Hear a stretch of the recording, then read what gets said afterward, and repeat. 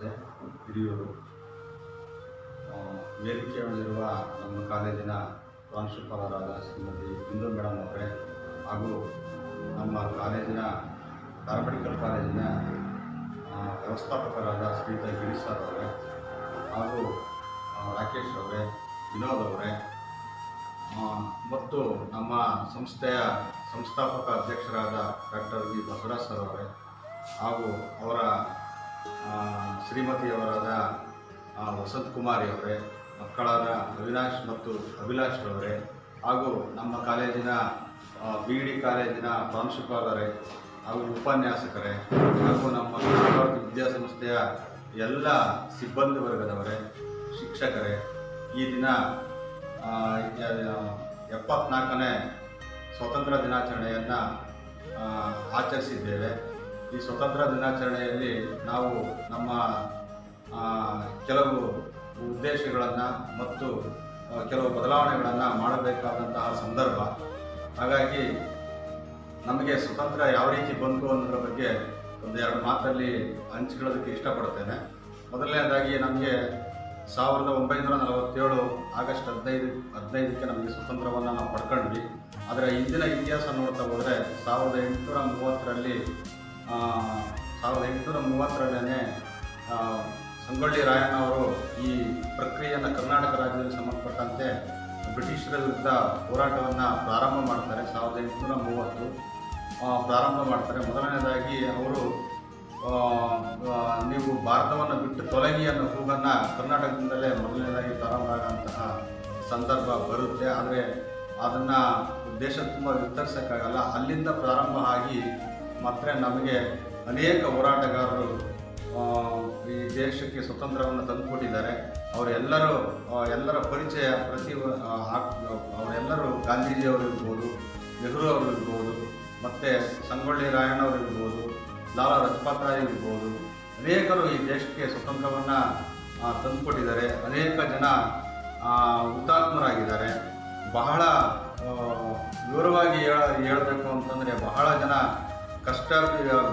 ಅವರ ಜೀವಮಾನವನ್ನೇ ಈ ದೇಶಕ್ಕೆ ಸ್ವತಂತ್ರ ಕೊಡೋದಕ್ಕೆ ಮುಡುಪಾಗಿಟ್ಟು ಸ್ವತಂತ್ರವನ್ನು ಈ ದೇಶಕ್ಕೆ ತಂದುಕೊಟ್ಟಿದ್ದಾರೆ. ನಾವು ಇವತ್ತು ಸ್ವಾತಂತ್ರ್ಯವನ್ನು ನಾವು ಅನುಭವಿಸ್ತಾ ನಮ್ಮದೇ ಆದ ಪ್ರಜಾಪ್ರಭುತ್ವವನ್ನು ವ್ಯವಸ್ಥೆಯನ್ನು ನಾವು ರೂಢಿ ಮಾಡಿಕೊಂಡು ವ್ಯವಸ್ಥೆಯನ್ನು ಕಲ್ಪಿಸಿಕೊಂಡು ಅದರ ಮುಖಾಂತರ ನಮ್ಮ ಜನಪ್ರತಿನಿಧಿಗಳನ್ನು ಆಯ್ಕೆ ಮಾಡಿಕೊಂಡು ನಾವು ಇವತ್ತು ಸ್ವತಂತ್ರವನ್ನು ನಡೆಸ್ಕೊಂಡು ಅದನ್ನು ನಮ್ಮ ದೇಶವನ್ನು ಮುನ್ನಡೆಸ್ಕೊಂಡು ಹೋಗ್ತಾ ಇದ್ದೀವಿ.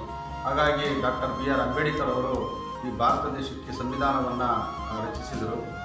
ಅದರ ಕರಡು ಸಮಿತಿಯ ಅಧ್ಯಕ್ಷರಾಗಿದ್ದರು. ಮತ್ತು ಅವರು ಈ ದೇಶಕ್ಕೆ ಸ್ವತಂತ್ರವನ್ನು ತಂದುಕೊಡೋದ್ರಲ್ಲಿ ಪ್ರಮುಖ ಪಾತ್ರವನ್ನು ವಹಿಸಿದರು.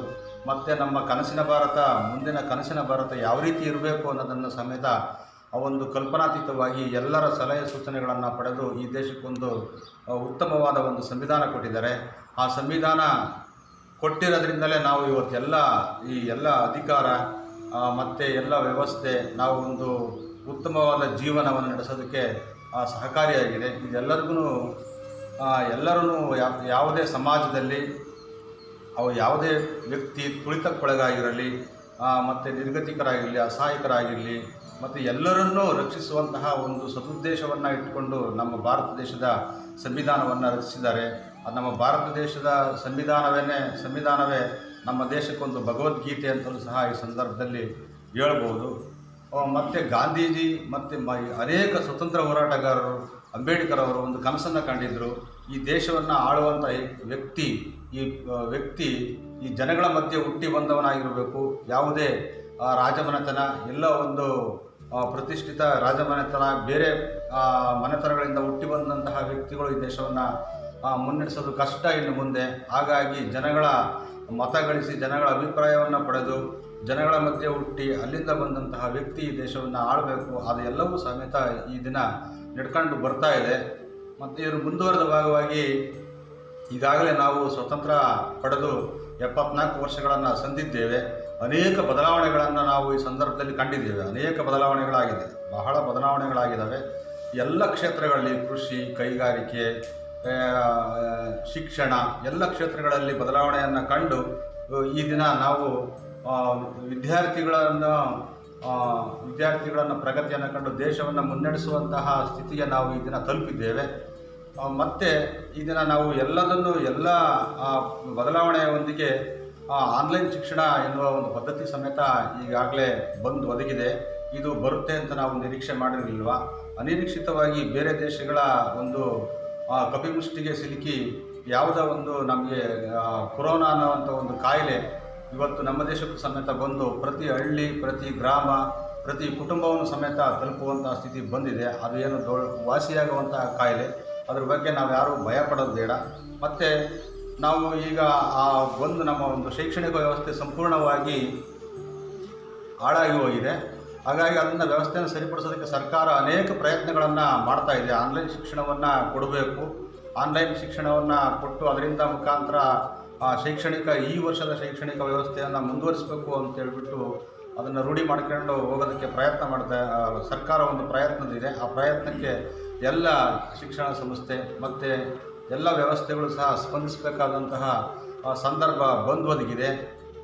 ಮತ್ತು ನಾವು ಇವಾಗ ಶಿಕ್ಷಣದಲ್ಲಿ ಅನೇಕ ಬದಲಾವಣೆಗಳನ್ನು ಕಾಣುವಂತಹ ಕಾಲ. ಎಲ್ಲ ಈಗ ಕೂತಲ್ಲೇ ಮತ್ತು ಆನ್ಲೈನ್ ಶಿಕ್ಷಣವನ್ನು ಕೊಡೋದ್ರಿಂದ ಮಕ್ಕಳನ್ನು ಅದಕ್ಕೆ ಹೊಂದಾಣಿಕೆ ಮಾಡೋದು ತುಂಬ ಕಷ್ಟಕರವಾದ ಕೆಲಸ. ನಾವೇ ಮನೆಯಲ್ಲಿ ಮೊಬೈಲನ್ನು ಮಕ್ಕಳಿಗೆ ಕೊಡ್ತಾ ಇರಲಿಲ್ಲ, ಆದರೂ ಸಮೇತ ಈಗ ಮೊಬೈಲನ್ನು ಕೊಟ್ಟು ನೀವು ಶಿಕ್ಷಣವನ್ನು ಕೇಳ್ರಿ ಅನ್ನೋ ಒಂದು ಸಂದರ್ಭ ಬಂದಿದೆ. ಅದನ್ನು ನಾವು ಈಗ ಪರಿಸ್ಥಿತಿಗೆ ಹೊಂದಿಕೊಳ್ಳಬೇಕಾದಂಥ ಪರಿಸ್ಥಿತಿ ಬಂದಿದೆ. ಇದು ಸಮೇತ ನಮ್ಮ ಪ್ರಗತಿಯ ಒಂದು ಹೆಜ್ಜೆ ಅಂತ ಇಡ್ಬೋದು. ಸಂಕಷ್ಟಗಳು ಬಂದಾಗ ನಾವು ಯಾವ ರೀತಿ ಅವನ್ನು ಬಗೆಹರಿಸ್ಕೊಳ್ಬೇಕು, ಅವನ್ನು ಬಗೆಹರಿಸ್ಕೊಂಡು ಅದನ್ನು ನಾವು ಯಾವ ರೀತಿಯಾಗಿ ಸರಿಪಡಿಸ್ಕೊಂಡು ಹೋಗಬೇಕು ಅನ್ನೋದು ಸಮೇತ ನಮಗೆ ಈ ಒಂದು ಸಮಾಜ ಕಲ್ಪಿಸ್ಕೊಟ್ಟಿದೆ. ಮತ್ತು ಈಗ ಬಂದಿರುವಂತಹ ವಿಚಿತ್ರ ಒಂದು ಈ ಕಾಯಿಲೆಯಿಂದ ಒಂದು ವ್ಯವಸ್ಥೆ ಸಂಪೂರ್ಣವಾಗಿ ಹಾಳಾಗಿದೆ. ಎಲ್ಲ ಕ್ಷೇತ್ರಗಳಲ್ಲೂ ಸಹ ಇವತ್ತು ತೊಂದರೆಯನ್ನು ಅನುಭವಿಸಬೇಕಾದಂತಹ ಸಂದರ್ಭ ಇದೆ.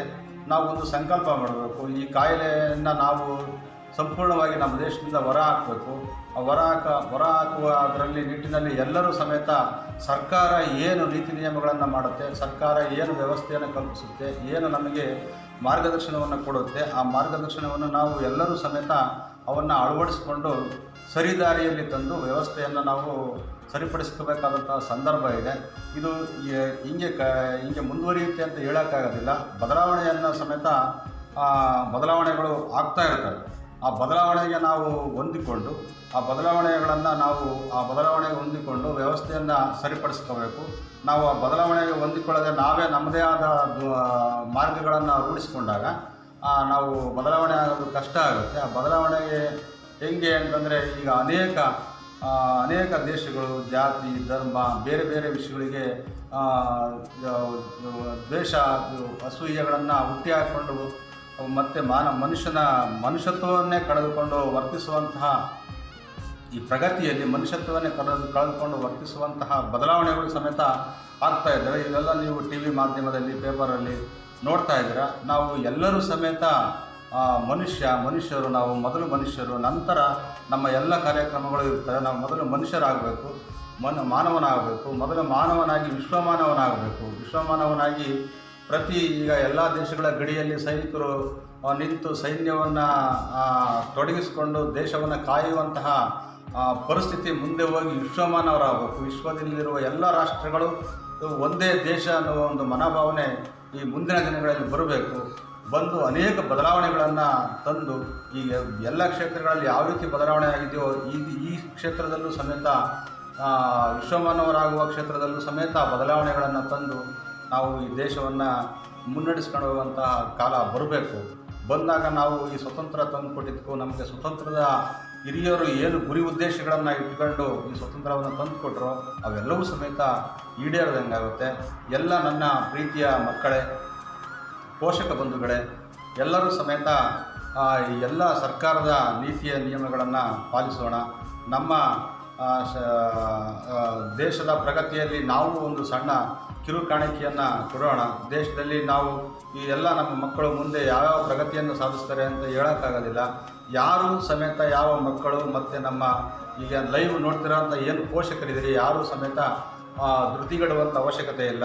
ಸಂಪೂರ್ಣ ಬದಲಾವಣೆಗಳನ್ನು ಆಗುವಂತಹ ಸಂದರ್ಭ ಬರುತ್ತೆ. ಆ ಬದಲಾವಣೆಗಳನ್ನು ನಾವು ರೂಢಿ ಮಾಡಿಕೊಂಡು ಬದಲಾವಣೆಗೆ ಹೊಂದಿಕೊಂಡು ನಾವು ವ್ಯವಸ್ಥೆಯನ್ನು ಸರಿಪಡಿಸಬೇಕಾಗಿ ನಾನು ಎಲ್ಲ ನನ್ನ ಆತ್ಮೀಯ ನಮ್ಮ ಶಾಲೆಯ ಪೋಷಕರು, ಬಂಧು ಮಿತ್ರರು, ಅಕ್ಕ ತಂಗಿಯರು, ಆ ಮನೆಯಲ್ಲಿರುವಂಥ ಇನ್ನು ಇತರೆ ವಿದ್ಯಾರ್ಥಿಗಳು ಎಲ್ಲರಿಗೂ ಸಮೇತ ನಾನು ಧನ್ಯವಾದಗಳನ್ನು ಹೇಳುತ್ತಾ ನನ್ನ 2 ಈ ಮಾತುಗಳನ್ನು ಮುಗಿಸ್ತಿದ್ದೇನೆ. ಜೈ ಹಿಂದ್, ಜೈ ಕರ್ನಾಟಕ. ನಮ್ಮ ಕಾಲೇಜಿನ ಶಿಕ್ಷಣ ಸಂಸ್ಥೆಯ ಪ್ರಾಂಶುಪಾಲರಾದ ಶ್ರೀಮತಿ ಬಿಂದು ಮೇಡಮ್ ಅವರು ಈ 74ನೇ ಸ್ವತಂತ್ರ ದಿನಾಚರಣೆಯನ್ನು ಕುರಿತು 2 ಹಿತನುಡಿಗಳನ್ನು ಹೇಳಬೇಕಾಗಿ ಅವರಲ್ಲಿ ನಾನು ಮನವಿಯನ್ನು ಮಾಡಿದ್ದೇನೆ.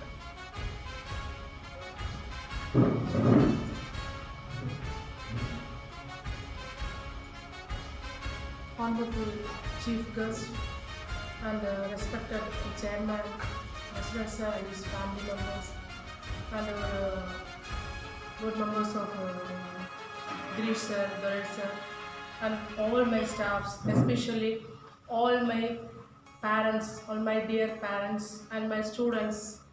To everyone, I wish to be a warm wishing and greeting for this Independence Day. Still yesterday we completed the 73 years, and today onwards we are starting the 74th Independence Day. Now, for us, for some more reasons, you know the reasons why we are not gathering or why we are not assembling all the children here. Because past 5 years, 6 years onwards we are doing the function very neatly, and the assembling of students and flag hoisting, everything with children and sweets also. So this year really we are worrying, but we cannot be able to stop this function. That's why we are coming live in front of you to greeting everyone, and we are ready to remembering something recording. Excuse me. No. So we are remembering the past of what happening in 1947 before, because so many of our freedom fighters shed their blood on the land to give freedom for us, because the foreigners are, we are under the control of our foreigners, we don't get freedom. So many of our freedom fighters try to relieve us from the slaves. We are the slaves, so they are ready to sacrifice more, their families and everything they are sacrificed. Because of that sacrifice only we are getting total freedom. No, so we are honoring all the everyone, those the family members of the freedom fighters, and everyone we are honoring. We bow our head in front of the family of the freedom fighters, and we are bow our head in front of India to get freedom. No, so first I wish to, now what happening is, now we want to appreciate now what's happening here. Due to the pandemic movement of this coronavirus, no one cannot be able to assemble. No, because we have to be maintaining the social distances and everything in home, wherever we are. We want to cut the link of the corona, that is the COVID-19, still the getting of the vaccines. Because everyone should be afraid. We know the lads together, around more than 2 crore people are affected by the coronavirus all over the world. And especially in Karnataka also we are getting more than 2 lakhs people. So we have to be avoid this one, means we have to be restrict this coronavirus by means of maintaining social distances and keep staying home. These are the things. And moreover, now we are remembering the freedom fighters once. But for apart from everything, we have to be give a great salute to the doctors, nurses, and the society of so many corona warriors, and moreover all the people. We have to be bold, we have to be obey them. More people, those what who are doing things, they will be afraid of this coronavirus. No need to afraid about this virus, because it's a small virus only. We should be affected by everyone, and it's a life-threatening also. We have to be hands together. We have to be hands together in India. The whole peoples have to be hands together and fight against this. So just today, I remember all the freedom fighters and family members and those who do against this foreigners. And same way, today we are remembering the members of all and everyone, those who are struggling for coronavirus and those who are working against this one, and those who are fighting for, that is especially for doctors and society and public members. So I remember everyone. Thank you everyone to everyone, to the whole Karnataka peoples and whole world and whole of my children and my parents, everyone. I wish you a happy Independence Day. Thank you very much. Paramedical ಕಾಲೇಜಿನ ವ್ಯವಸ್ಥಾಪಕರು ಮತ್ತು ನಿರ್ದೇಶಕರಾದ ಶ್ರೀಯುತ Girish sir ಅವರು ಈ ಕಾರ್ಯಕ್ರಮವನ್ನು ಉದ್ದೇಶಿಸಿ 2 ಹಿತನುಡಿಗಳನ್ನು ಹೇಳಬೇಕಾಗಿ ಅವರಲ್ಲಿ ಕೇಳಿಕೊಳ್ತಾರೆ. ಎಲ್ಲರಿಗೂ ನಮಸ್ಕಾರಗಳು. ವೇದಿಕೆಯಲ್ಲಿ ಮೇಲಿರ್ತಕ್ಕಂಥ ಎಲ್ಲರಿಗೂ ನಮಸ್ಕಾರ. ಮತ್ತು ಎಲ್ಲರಿಗೂ 74ನೇ ಸ್ವಾತಂತ್ರ್ಯೋತ್ಸವದ ಶುಭಾಶಯಗಳು. ಈ ಕೋವಿಡ್-19 ಬಂದಿರೋದ್ರಿಂದ ಎಲ್ಲ ಸ್ವಾತಂತ್ರ್ಯೋತ್ಸವವನ್ನು ಅದ್ದೂರಿಯಾಗಿ ಬಹಳ ಸ್ಟೂಡೆಂಟ್ಗಳು ಅದ್ದೂರಿಯಾಗಿ ಪ್ರತಿ ವರ್ಷ ಆಚರಿಸ್ತಾ ಇದ್ರು. ಆದರೆ ಈ ಸರಿ ಎಲ್ಲ ಶಾಲಾ ಕಾಲೇಜುಗಳಲ್ಲೂ ಸರಳವಾಗಿ ಆಚರಣೆ ಮಾಡ್ತಾ ಇದ್ವಿ. ಹಾಗಾಗಿ ನಾವು ನಮ್ಮ ಮಹಾನಾಯಕರು, ಶ್ರೀಮಂತ ನಾಯಕರು ಮತ್ತು ಸ್ವತಂತ್ರ ಹೋರಾಟಗಾರರು ಬಹಳ ಹಿಂದೆಯೇ ನಮ್ಮ ದೇಶಕ್ಕೆ ಸ್ವತಂತ್ರ ಕೊಟ್ಟಕ್ಕೆ ಬಹಳ ಹೋರಾಟ ಮಾಡಿ ನಮಗೆ ಸ್ವಾತಂತ್ರ್ಯನ ಕೊಡ್ತಿದ್ದಾರೆ. ಈ 74ನೇ ವರ್ಷದ ಸ್ವತಂತ್ರೋತ್ಸವನ ನಾವು ಸರಳವಾಗಿ ಆಚರಿಸ್ತಾ ಇದ್ವಿ ಕೋವಿಡ್-19 ಇರೋದ್ರಿಂದ. ಹಾಗಾಗಿ ಎಲ್ಲ ಪೋಷಕರಿಗೂ ವಿದ್ಯಾರ್ಥಿಗಳಿಗೂ ನಾವು ಶುಭಾಶಯ ಹೇಳ್ತಾ ನನ್ನೊಂದೆರಡು ಮಾತುಗಳನ್ನು ಮುಗಿಸ್ತೀನಿ. ನಮ್ಮ ವಿದ್ಯಾಸಂಸ್ಥೆಯ ದೈಹಿಕ ಶಿಕ್ಷಕರಾದ ಶ್ರೀಯುತ ರಾಕೇಶ್ ಸರ್ ಅವರು ಹಿತನುಡಿಗಳನ್ನು ಹೇಳಬೇಕಾಗಿರುತ್ತದೆ.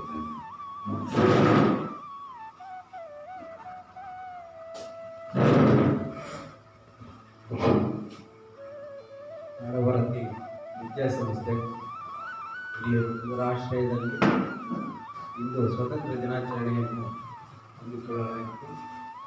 74ನೇ ಸ್ವತಂತ್ರ ದಿನಾಚರಣೆ ಇಂದು ಕೊರೋನಾ ಪರಿಣಾಮವಾಗಿ ಅತ್ಯಂತ ಸರಳವಾಗಿ ಆಚರಿಸುತ್ತಿದ್ದೇವೆ.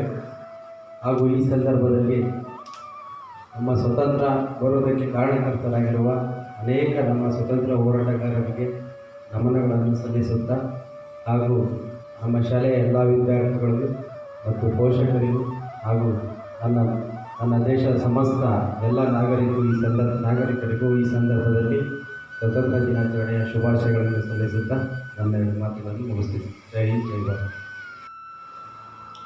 Our warm wishes to every citizen of India. Independence Day 2020 in India. Independence Day is celebrated on August 15th annually to pay tribute to the leaders who fought for India's freedom. In the past, this year, India will celebrate its 74th Independence Day. The Independence Day of India is celebrated religiously throughout the country every year.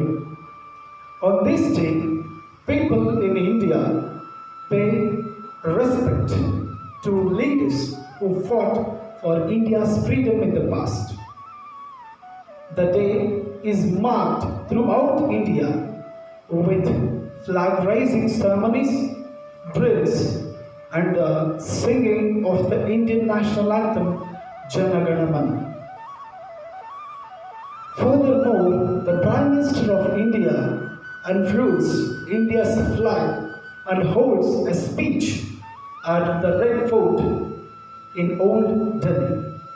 In the speech, the Prime Minister highlights the past year's achievements, raises important issues, and calls for further development. He even pays tribute to the leaders of the Indian independence movement. Flag hoisting ceremonies and cultural programs are held in the state capitals, often involving many schools and organizations.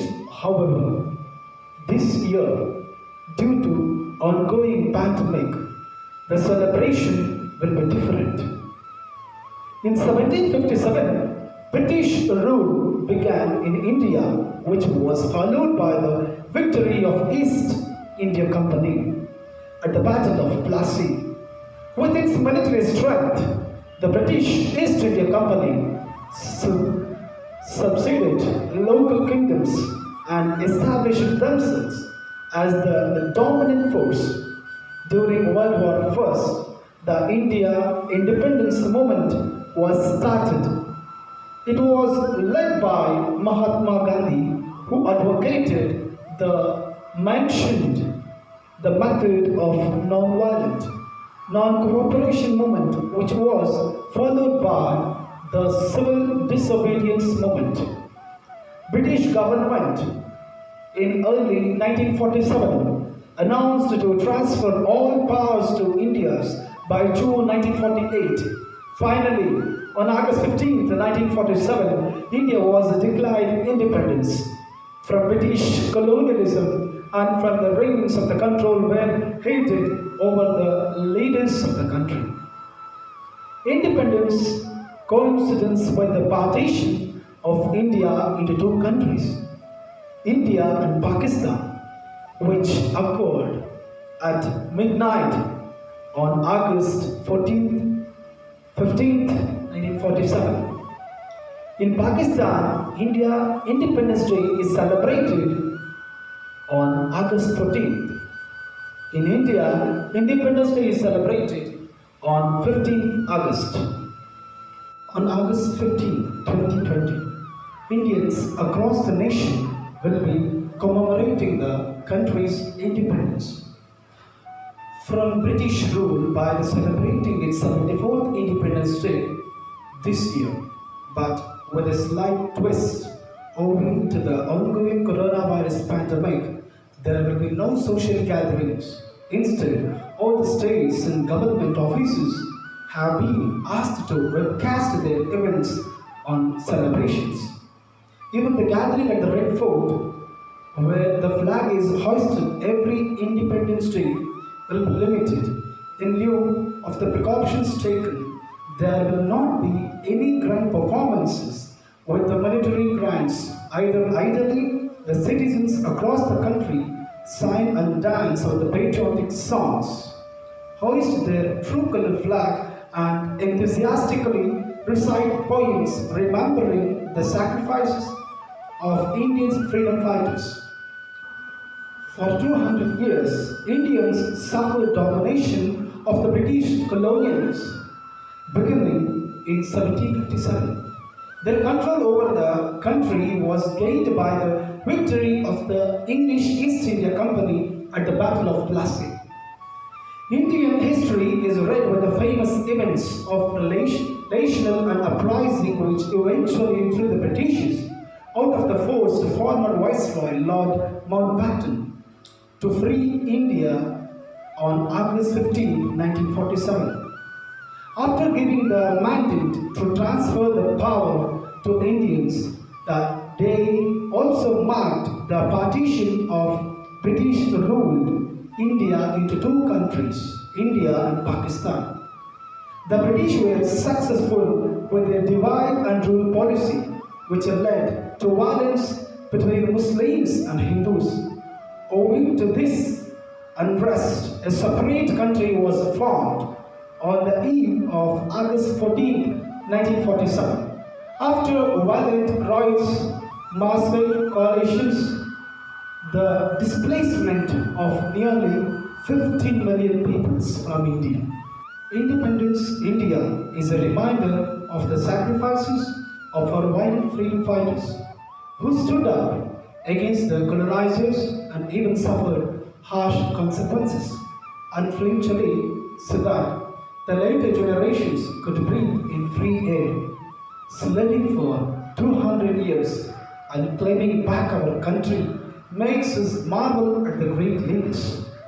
On August 15, 1947, the first Prime Minister of independent India, Jawaharlal Nehru, unveiled India's true color flag at the Red Fort in Delhi. This practice continues till date. As long with the flag hoisting, the Prime Minister delivers a speech from the historic monument. The national parade by different battalions of the Indian Army bands flows. However, the Defense Minister recently stated that due to widespread COVID-19 pandemic, the military bands are preparing their shows in advance.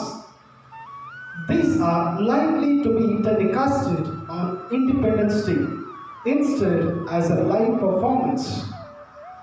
Kite flying is also celebrated as an event associated with Independence India.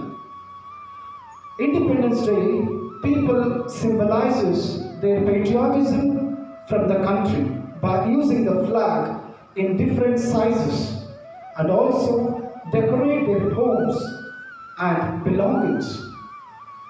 With the colors of the national flag, Indians living in other parts of the world also celebrate Independence Day.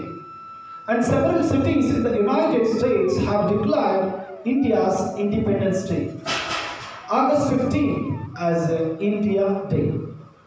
Jai Hind, Jai Bharata Mata.